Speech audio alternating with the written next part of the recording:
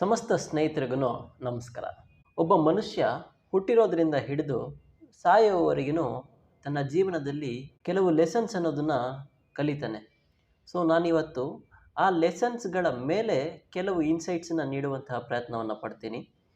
ಈ ವಿಡಿಯೋನ ತಪ್ಪದೆ ಕೊನೆವರೆಗೂ ನೋಡಿ. ನಿಮಗೆ ಯಾವುದಾದ್ರೂ ಒಂದು ಥರ ಈ ವಿಡಿಯೋ ನಿಮಗೆ ಉಪಯೋಗವಾಗುತ್ತದೆ. ಸ್ನೇಹಿತರೆ, ಪ್ರತಿಯೊಬ್ಬ ಮನುಷ್ಯನು ತನ್ನ ಜೀವನದಲ್ಲಿ ಬರುವಂಥ ಪ್ರಾಬ್ಲಮ್ಸ್ಗಳಿಗೆ ಸೊಲ್ಯೂಷನ್ಸ್ ಅನ್ನೋದನ್ನು ಹುಡುಕ್ತಾನೆ ಇರ್ತಾನೆ. ಮೊದಲನೇದಾಗಿ, ಒಬ್ಬ ಮನುಷ್ಯ ಭೂಮಿಗೆ ಬರಬೇಕಾದ್ರೆ ಈ ಭೂಮಿಯಲ್ಲಿ ಜೀವಿಸೋದಕ್ಕೆ ಅವನಿಗೆ ದೇಹ ಅನ್ನೋದನ್ನು ನೀಡಲ್ಪಡುತ್ತದೆ.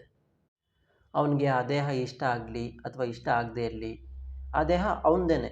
ಅವನ ಜೀವನದ ಪೀರಿಯಡ್ ಏನಿದೆಯೋ ಅಲ್ಲಿವರೆಗೂ ಆ ದೇಹ ಅವನದೇ ಆಗಿರುತ್ತೆ. ಒಂದು ಜೀವಿ ಬೆಳೀತಾ ಬೆಳೀತಾ ತನ್ನ ಜೀವನದಲ್ಲಿ ಲೈಫ್ ಲೆಸನ್ಸ್ ಅನ್ನೋದನ್ನು ಕಲಿಯೋದಕ್ಕೆ ಪ್ರಾರಂಭ ಮಾಡುತ್ತೆ. ಸೊ ಆದ್ದರಿಂದ ಒಂಥರ ಜೀವನದ ಉದ್ದಕ್ಕೂ ಲೈಫ್ ಲೆಸನ್ಸನ್ನು ಕಲಿಯೋದಕ್ಕೆ ಅವನು ಆ ಕ್ಲಾಸಸ್ಗೆ ದುಡ್ಡು ಕೊಟ್ಟು ಸೇರ್ಕೊತಾರಲ್ಲ, ಆ ಥರ ಲೈಫಲ್ಲಿ ಬರುವಂಥ ಲೆಸನ್ಸ್ ಕಲಿಯೋದಕ್ಕೆ ಅವನು ಎನ್ರೋಲ್ ಆಗಿಬಿಡ್ತಾನೆ. ಪ್ರತಿದಿನ ಅವನು ಜೀವನ ಅನ್ನುವಂಥ ಸ್ಕೂಲಲ್ಲಿ ಅವನು ದಿನಾಗ್ಲೂ ಒಂದೊಂದು ಥರ ಪಾಠವನ್ನು ಕಲಿತಾನೆ ಇರ್ತಾನೆ.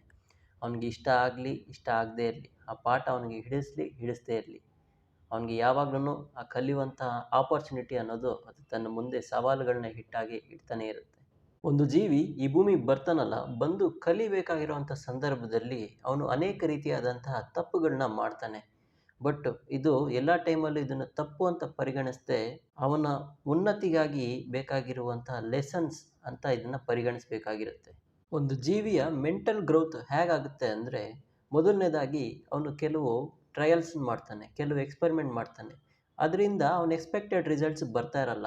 ಬಟ್ ಇವುಗಳು ಮಾಡಿರ್ತಾನಲ್ಲ, ಈ ಕೆಲಸಗಳು ಮಾಡಿರ್ತಾನಲ್ಲ, ಆ ಟೈಮಲ್ಲಿ ಬಂದಿರುವಂತಹ ಎಕ್ಸ್ಪೀರಿಯನ್ಸ್ಗಳನ್ನ ಇಟ್ಕೊಂಡು ಅವುಗಳು ಅವನಿಗೆ ಒಂಥರ ಅನುಭವವನ್ನು ನೀಡಿರುತ್ತೆ. ಈ ಅನುಭವಗಳ ಮುಖಾಂತರ ಇನ್ನೂ ಎಫಿಷಿಯೆಂಟಾಗಿ ಆ ಪ್ರಾಬ್ಲಮ್ಸನ್ನು ಸಾಲ್ವ್ ಮಾಡೋದಕ್ಕೆ ಅವನು ಕಲಿತಾನೆ. ಒಂದು ಜೀವಿ ತನ್ನ ಮುಂದೆ ಬರುವಂತಹ ಲೆಸನ್ಸ್, ಆ ಪಾಠಗಳನ್ನ ತನ್ನ ಜೀವನದಲ್ಲಿ ಕಲಿಯೋವರೆಗೂ ಆ ಬರುವಂತಹ ಪಾಠಗಳು ಅನೇಕ ರೀತಿಯಾಗಿ ಅವನ ಮುಂದೆ ಸವಾಲಾಗಿ ಬಂದು ನಿಲ್ತಾನೆ ಇರುತ್ತೆ. ಎಲ್ಲಿವರೆಗೂ ಅವನು ಆ ಪಾಠವನ್ನು ಕಲಿಯೋದಿಲ್ಲೋ ಅಲ್ಲಿವರೆಗೂ ಅದು ಸವಾಲುಗಳ ಮೂಲಕ ಅವನಿಗೆ ಬರ್ತಾನೆ ಇರುತ್ತೆ. ಒಂದು ಸರಿ ಅವನು ಆ ಪಾಠವನ್ನು ಕಲಿತಾ ಅಂದರೆ ನೆಕ್ಸ್ಟ್ ಲೆಸನ್ಗೆ ಅವನು ರೆಡಿ ಆಗ್ತಾನೆ. ನಮ್ಮಲ್ಲಿ ಎಷ್ಟೊಂದು ಜನ ಅಂದ್ಕೊಂಬಿಟ್ಟಿರ್ತೀವಿ, ಈ ವಿದ್ಯಾರ್ಥಿ ಜೀವನ ಇರುತ್ತೆ ನೋಡಿ, ಈ 6ರಿಂದ ಸುಮಾರು 24 ವರ್ಷದವರೆಗೂ ತನ್ನ ವಿದ್ಯಾರ್ಥಿ ಅವನು ಏನೇನು ಕಲಿತಾನೋ ಅಲ್ಲಿವರೆಗೂ ಅವನು ಕಲಿತಾನೆ, ಅದಾದಮೇಲೆ ಅವ್ನು ನೆಕ್ಸ್ಟ್ ಇನ್ನೇನು ಕಲಿಯೋದಿಲ್ಲ ಅಂತ ಎಷ್ಟೊಂದು ಜನ ಅಂದ್ಕೊಂಡಿರ್ತಾರೆ. ಬಟ್ ಇದು ಆ ಥರ ಅಲ್ಲ. ಅದು ಒಬ್ಬೊಬ್ಬ ವ್ಯಕ್ತಿ ತನ್ನ ಯಾವ ವಯಸ್ಸಲ್ಲಿದ್ರೂ ಅವ್ರಿಗೆ ಯಾವುದಾದ್ರೂ ಒಂಥರ ಸವಾಲುಗಳು ಅವರು ಎದುರಿಸ್ತಾನೆ ಇರ್ತಾರೆ. ಇದೆಲ್ಲ ಅವ್ರಿಗೆ ಬರುವಂಥ ಒಂದು ಥರ ಪಾಠನೇ ಆಗಿರುತ್ತೆ. ಜೀವನದಲ್ಲಿ ಒಂದು ಸವಾಲನ್ನ ಎದುರಿಸಿ ಮೆಟ್ಟಿ ನಿಂತಾಗ ನೆಕ್ಸ್ಟ್ ಮುಂದಕ್ಕೆ ಯಾವ ಸವಾಲು ಬರೋದೇ ಇಲ್ಲ ಅಂತ ಅಂದ್ಕೊಳ್ಳೇಬಾರ್ದು. ಒಂದು ಸವಾಲು ಎದುರಿಸಿ ಆದಮೇಲೆ ನೆಕ್ಸ್ಟು ಬೇರೆ ಬೇರೆ ಸವಾಲುಗಳು ನಮ್ಮ ಹಿಂದೆ ಕಾಯ್ತಾನೇ ಇರುತ್ತೆ. ಆದ್ದರಿಂದ ಜೀವನದಲ್ಲಿ ಕಲಿಕೆ ಅನ್ನುವುದು ಎಂದಿಗೂ ನಿಲ್ಲೋದಿಲ್ಲ.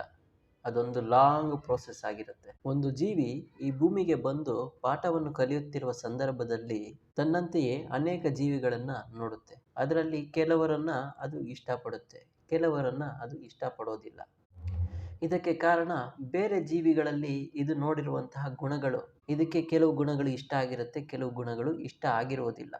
ಆದರೆ ನಮ್ಮಲ್ಲಿರುವಂತಹ ಗುಣಗಳ ಮೇಲೆ ಅವರುಗಳ ಮೇಲಿರುವಂತಹ ಪ್ರೀತಿ ಅಥವಾ ಹೇಟ್ರೆಡ್ ಅನ್ನೋದು ನಿರ್ಧಾರ ಆಗಿರುತ್ತೆ ಅಂತ ಆ ಜೀವಿಗೆ ಅಷ್ಟು ಬೇಗ ಗೊತ್ತಾಗೋದಿಲ್ಲ. ಒಂದು ಜೀವಿಯ ತನ್ನ ಜೀವಿತಾವಧಿ ಕಾಲದಲ್ಲಿ ಅದಕ್ಕೆ ಇರುವಂಥ ಆಪರ್ಚುನಿಟಿ ಟೈಮಲ್ಲಿ ಅದು ತನ್ನ ಜೀವನವನ್ನು ಹೇಗೆ ರೂಪಿಸ್ಕೊಳ್ಳುತ್ತೆ, ಅದು ಒಳ್ಳೆಯದಾಗಿ ಮಾರ್ಪಡಿಸ್ಕೊಳ್ಳುತ್ತಾ ಅಥವಾ ಕೆಟ್ಟದಾಗಿ ಮಾರ್ಪಡಿಸ್ಕೊಳ್ಳುತ್ತಾ ಅನ್ನುವಂಥ ನಿರ್ಧಾರ, ಅದು ತಗೊಳ್ಳುವಂಥ ಕೆಲಸ ಅದರ ಮೇಲೇ ಡಿಪೆಂಡ್ ಆಗಿರುತ್ತೆ.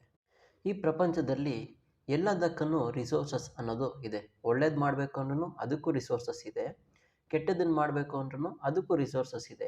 ಈ ಜೀವಿ ಯಾವುದನ್ನು ಹುಡುಕೊಂಡು ತನ್ನ ರಿಸೋರ್ಸಸ್ಸನ್ನು ಗ್ಯಾದರ್ ಮಾಡಿ ತನ್ನ ಕೆಲಸವನ್ನು ಮಾಡುತ್ತೆ ಅನ್ನೋದ್ರ ಮೇಲೆ ನಿರ್ಧಾರ ಆಗಿರುತ್ತೆ. ಕೊನೆಯದಾಗಿ ಈ ಜೀವಿ ತನ್ನ ಜೀವಿತಾವಧಿಯ ಸಮಯದಲ್ಲಿ ತನಗೆ ಅಂತ ಹುಡುಕ್ತಾ ಇರುವಂತಹ ಕೆಲವು ಕ್ವಶನ್ಸ್ಗಳಿಗೆ ಆನ್ಸರು ತನ್ನೊಳಗೆ ಇರುತ್ತೆ ಅಂತ ಅದಕ್ಕೆ ಗೊತ್ತಾಗೋದೇ ಇಲ್ಲ. ಯಾವಾಗ ತನ್ನ ಆನ್ಸರ್ಸ್ ತನ್ನಲ್ಲೇ ಇದೆ ಅಂತ ಅದಕ್ಕೆ ಮನವರಿಕೆ ಆಗುತ್ತೆ ಅಂದರೆ ಅದು ತನ್ನನ್ನು ತಾನು ಹೆಚ್ಚಾಗಿ ನಂಬಬೇಕು. ಅದಾದ ಮೇಲೆ ತನ್ನೊಳಗೆ ಏನು ಆಗ್ತಾ ಇದೆ, ಅದಾದಮೇಲೆ ತಾನು ಏನನ್ನು ಯೋಚಿಸ್ತಾ ಇದ್ದೀನಿ ಅನ್ನುವಂಥ ವಿಷಯಗಳ ಮೇಲೆ ಅದು ಗಮನವನ್ನು ಇಟ್ಟಾಗ ತನಗೆ ಆದಂತಹ ಕೆಲವು ಇನ್ಸೈಟ್ಸ್ ಅನ್ನೋದು ತನ್ನ ಮೇಲೇ ತನಗೆ ಒಂದು ಐಡಿಯಾ ಅನ್ನೋದು ಬರುತ್ತೆ. ಅದಾದ ನಂತರ ತನ್ನ ಪ್ರಶ್ನೆಗಳಿಗೆ ಅದಕ್ಕೆ ಬೇಕಾಗಿರುವಂಥ ಉತ್ತರವನ್ನು ಅದು ಕಂಡುಕೊಳ್ಳೋದಕ್ಕೆ ಅದು ಸಮರ್ಥವಾಗಿ ನಿಲ್ಲೋದಕ್ಕೆ ಸಹಾಯ ಆಗುತ್ತೆ. ಸ್ನೇಹಿತರೆ, ಈ ಸಂದರ್ಭದಲ್ಲಿ ನಾನು ನಿಮ್ಮ ಜೊತೆ ಒಂದು ಕಥೆಯನ್ನು ಹಂಚ್ಕೊತೀನಿ. ಇದರಿಂದ ನಿಮಗೊಂದು ಚಿಕ್ಕದಾದಂಥ ಐಡಿಯಾ ಸಿಗ್ಬೋದು ಅಂತ ಒಂದು ನಂಬಿಕೆ. ಒಂದು ಸರಿ ಏನಾಗುತ್ತೆ, ಒಬ್ಬ ದೊಡ್ಡ ಶ್ರೀಮಂತ ರಾಜ ತನ್ನ ಚಿಕ್ಕ ಮಗಳಿಗೆ ಒಂದು ಅತ್ಯಂತ ಬೆಲೆ ಬಾಳುವಂತಹ ಒಂದು ವಜ್ರದಿಂದ ಕೂಡಿರುವಂಥ ಒಂದು ನೆಕ್ಲೆಸ್ನ ತನ್ನ ಮಗಳ ಬರ್ಡೇಗೆ ಪ್ರೆಸೆಂಟ್ ಮಾಡಿ ಹಾಕ್ತಾನೆ. ಅದಾಗದ ಮೇಲೆ ಆ ಮಗಳು ತುಂಬ ತುಂಟಿ. ಅವಳು ತನ್ನ ಮಲಗೋ ಕೋಣೆ ಟೈಮಲ್ಲಿ, ಒಂದು ರಾತ್ರಿ ಮಲ್ಕೊಳ್ಳೋ ಟೈಮಲ್ಲಿ ಆ ಕಿಟಕಿ ಹತ್ರ ಆ ಬೆಲೆ ಬಾಳುವಂಥ ವಜ್ರದ ನೆಕ್ಲೆಸ್ನ ಇಟ್ಬಿಟ್ಟು ಹೋಗಿ ಬೆಡ್ಡಲ್ಲಿ ಮಲ್ಕೊತಾಳೆ. ಮಲ್ಕೊಂಡಾದ್ಮೇಲೆ ಬೆಳಿಗ್ಗೆ ಎದ್ದು ನೋಡಿದ್ರೆ ಅಲ್ಲಿ ಆ ನೆಕ್ಲೆಸ್ ಕಾಣಿಸ್ತಾ ಇರಲ್ಲ. ಸೊ ಈ ವಿಷಯ ಎಲ್ರಿಗೂ ಗೊತ್ತಾಗುತ್ತೆ, ರಾಜನಿಗೂ ಗೊತ್ತಾಗುತ್ತೆ. ಅದಾದಮೇಲೆ ಇದನ್ನು ಯಾರಾದರೂ ಕದ್ದಿರ್ಬೋದು ಅಂತ ಕೆಲವರು ಹೇಳಿದ್ರೆ, ಕೆಲವರು ಆ ನೆಕ್ಲೆಸ್ನ ಯಾವುದಾದ್ರೂ ಒಂದು ಪಕ್ಷಿ ಕಚ್ಕೊಂಡು ಎಲ್ಲರೂ ಹಾರೋಗಿರ್ಬೋದು ಅಂತ ಕೆಲವರು ಹೇಳ್ತಾರೆ. ಈ ಸಂದರ್ಭದಲ್ಲಿ ರಾಜನಿಗೆ ಸೂಕ್ತವಾಗಿರುವಂಥ ಡಿಸಿಷನ್ನು ತೊಗೊಳಕ್ಕಾಗಲ್ಲ. ಆದ್ದರಿಂದ ಅವನು ಏನು ಮಾಡ್ತಾನೆ, ತನ್ನ ಊರಿನ ಜನತೆಗೆಲ್ಲ ಹೇಳ್ತಾನೆ. ಏನಂದರೆ, ತನ್ನ ಮಗಳಿಗೆ ನೀಡಿರುವಂಥ ನೆಕ್ಲೆಸ್ನ ಯಾರಾದರೂ ತೊಗೊಂಡು ಬಂದು ವಾಪಸ್ ರಿಟರ್ನ್ ಮಾಡಿದ್ರೆ ಅವ್ರಿಗೆ ಸೂಕ್ತವಾಗಿರುವಂಥ ಬಹುಮಾನವನ್ನು ತಾನು ನೀಡ್ತೀನಿ ಅಂತ ಈ ಊರಿಗೇ ಪ್ರಚಾರ ಮಾಡ್ತಾನೆ.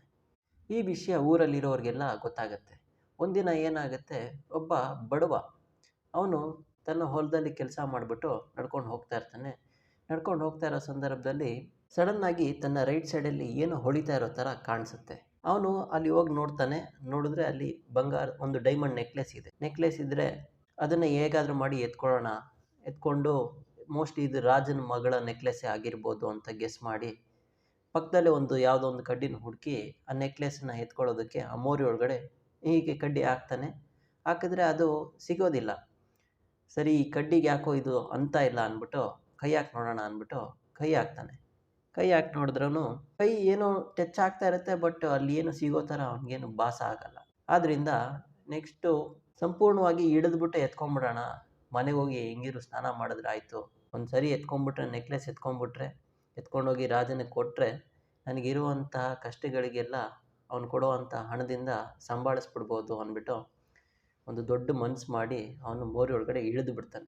ಇನ್ನು ಕಷ್ಟಪಟ್ಟು ಎತ್ತೋದಕ್ಕೆ ಪ್ರಯತ್ನ ಪಡ್ತಾ ಇರ್ತಾನೆ. ಬಟ್ ಅಲ್ಲಿ ಸಿಗೋ ಥರ ಇರುತ್ತೆ, ಬಟ್ ಏನೂ ಸಿಗ್ತಾ ಇರಲ್ಲ. ಸುಮಾರು ಹೊತ್ತು ಪ್ರಯತ್ನ ಪಟ್ಟಿದ ಮೇಲೆ ತಿರ್ಗಾ ಮೇಲೆ ಬಂದ್ಬಿಟ್ಟು ತುಂಬ ವಿಪರ್ಯಾಸದಿಂದ ಬೇಜಾರಿಂದ, ಇದು ನಮ್ಗೆ ಯಾಕೋ ಸಿಗಲ್ಲ, ನಮ್ಮ ಲೈಫೇ ಹೀಗೆ ಅಂದ್ಬಿಟ್ಟು ಹೀಗೆ ನಡ್ಕೊಂಡು ಹೋಗ್ಬಿಟ್ಟು ತಿರ್ಗಾ ಬರ್ತಾನೆ. ಬಂದು ನೋಡಿದ್ರೆ ಮೋಸ್ಟ್ಲಿ ಅಲ್ಲಿ ಡೈಮಂಡ್ ನೆಕ್ಲೆಸ್ ಇಲ್ಲ. ನನ್ನ ಕಣ್ಣಿಗೆ ಏನೋ ಆ ಟೈಮಲ್ಲಿ ಹಂಗೆ ಕಾಣಿಸಿರ್ಬೋದೇನೋ ಅಂದ್ಬಿಟ್ಟು ತಿರ್ಗಾ ಬಂದು ನೋಡಿದ್ರೆ ತಿರ್ಗಾ ಅಲ್ಲಿ ಡೈಮಂಡ್ ನೆಕ್ಲೆಸ್ ಕಾಣಿಸ್ತಾ ಇದೆ. ಸರಿ, ಏನು ಮಾಡೋದು? ಆ ಕಡೆ ಈ ಕಡೆ ನೋಡಿಕೊಂಡು ಹಾಗೆ ಕೂತಿರ್ತಾನೆ. ಕೂತಿದ್ರೆ ಒಬ್ಬ ಯಾವುದೋ ಒಂದು ಸಾಧು ನಡ್ಕೊಂಡು ಹೋಗ್ತಾ ಇರ್ತಾರೆ. ನಡ್ಕೊಂಡು ಹೋಗ್ತಾ ಇದ್ದರೆ ಇವನು ಮೈಯೆಲ್ಲ ಗಲೀಜು ಮಾಡ್ಕೊಂಡು ಕೆಸರು ಮಾಡ್ಕೊಂಡು ಕೂತಿರ್ತಾನೆ. ಸಾಧು ಗೊತ್ತಾಗುತ್ತೆ ಏನೋ ಪ್ರಾಬ್ಲಮ್ ಆಗಿದೆ ಅಂತ. ಇವನು ಹಿಂಗೆ ಸಾಧು ನೋಡಿಬಿಟ್ಟು ಎಲ್ಲಿ ಇವ್ರಿಗೆ ಹೇಳ್ಬಿಟ್ರೆ ಇವ್ರು ಕಣ್ಣಿಡ್ದು ಇವ್ರು ಎತ್ಕೊಂಡು ಹೋಗ್ಬಿಟ್ಟು ದುಡ್ಡು ಮಾಡ್ಕೊಂಡು ಬಿಡ್ತಾರೆ ಅಂದ್ಬಿಟ್ಟು ಹೇಳ್ದಂಗೆ ಗಪ್ಚುಪ್ ಅಂತ ಕೂತಿ. ಸಾಧು ಬಂದ್ಬಿಟ್ಟು, ಏನಾಯಿತು ಮಗು, ಏನಾದರೂ ತೊಂದರೆ ಆಗಿದೆಯಾ ಅಂತ ಕೇಳಿದಾಗ, ಸರಿ ಏನೋ ಒಂದು ದೊಡ್ಡ ಮನಸ್ಸು ಮಾಡಿ ಹೇಳ್ತಾನೆ, ಈ ಥರ ಡೈಮಂಡ್ ನೆಕ್ಲೆಸ್ ಇಲ್ಲಿ ಬಿದ್ದಿದೆ, ಇದನ್ನು ಎತ್ಕೊಳ್ಳೋದಕ್ಕೆ ಆಗ್ಲಿಂದ ಪ್ರಯತ್ನ ಪಡ್ತಾ ಇದ್ದೀನಿ, ಬಟ್ ನನ್ನ ಕೈಗೆ ಸಿಗ್ತಾ ಇಲ್ಲ, ಏನು ಮಾಡೋದು ಅಂದಾಗ ಆ ಸಾಧು ಹೇಳ್ತಾರೆ, ನೀನು ಅಲ್ಲಿ ಹುಡುಕೋದಲ್ಲ, ಮೇಲೆ ನೋಡು, ಆ ಮರದಲ್ಲಿದೆ ಅಂತ ಹೇಳಿದಾಗ ಇವನು ಕೆಳಗಡೆ ನೋಡೋದು ಬಿಟ್ಬಿಟ್ಟು ಮೇಲೆ ನೋಡ್ತಾನೆ.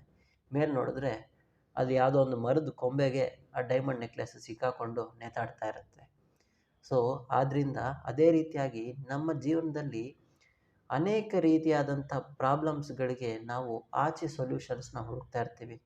ಮೋಸ್ಟ್ಲಿ ಆ ಮೆಟೀರಿಯಲ್ ಥಿಂಗಿಂದ ನಮಗೆ ಸೊಲ್ಯೂಷನ್ ಸಿಗ್ಬೋದು ಅಂತ ನಾವು ಭಾವಿಸ್ತೀವಿ. ಕೆಲವು ಸಾರಿ ಆ ವ್ಯಕ್ತಿ ನಮಗೆ ಸಿಕ್ಕೋದ್ರಿಂದ ನಮಗೆ ಒಂದು ಸೊಲ್ಯೂಷನ್ ಸಿಗುತ್ತೆ ಅಂತ ಭಾವಿಸ್ತೀವಿ.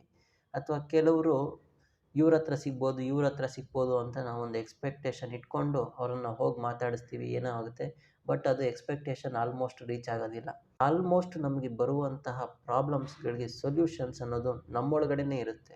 ನಾವು ಹೊರಗಡೆ ಹುಡುಕೋದಕ್ಕಿಂತ ಒಳಗಡೆ ಹುಡುಕಿದಾಗ ಆಲ್ಮೋಸ್ಟ್ ಎಲ್ಲ ಪ್ರಾಬ್ಲಮ್ಸ್ಗೂ ಸೊಲ್ಯೂಷನ್ಸ್ ಅನ್ನೋದು ಸಿಗುತ್ತೆ. ನೋಡಿದ್ರಲ್ಲ ಸ್ನೇಹಿತರೆ, ಈ ವಿಡಿಯೋ ನಿಮಗೆ ಯಾವುದಾದ್ರೂ ಒಂಥರ ಯೂಸ್ ಆಗುತ್ತೆ ಅಂತ ಖಂಡಿತ ಒಂದು ನಂಬಿಕೆ ಇದೆ.